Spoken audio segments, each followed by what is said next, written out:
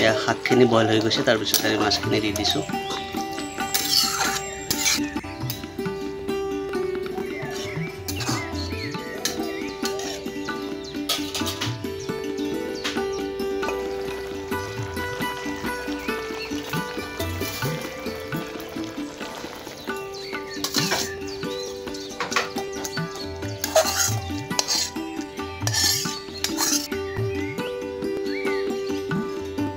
পিঁয়াজেৰে সম্ভাৰ দিয়া হ'ল।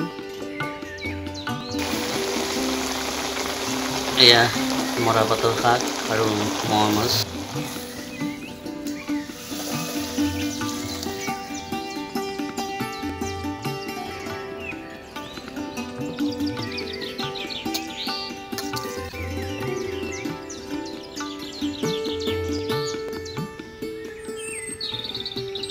মৰাপাত আৰু শাক আৰু মোৱা মাছ মানে দেখিছেই, গোটেই ছিঙি অনাৰ পৰা গোটেই বনোৱাখিনিখিনি বনাই খাবলৈ চেষ্টা কৰিব আৰু কেনেকুৱা হয় কমেণ্টত জনাব। গতিকে তাৰ লগত আজি আমাৰ খানাত আছে মোৱা মাছৰে মানে ফ্ৰাই, তাৰপিছত এইটো পিঁয়াজ আৰু জলকীয়াৰে ফ্ৰাই কৰা হৈছে। আমাৰ ঘৰৰ ওচৰৰ বিলৰ মাছ এইবিলাক।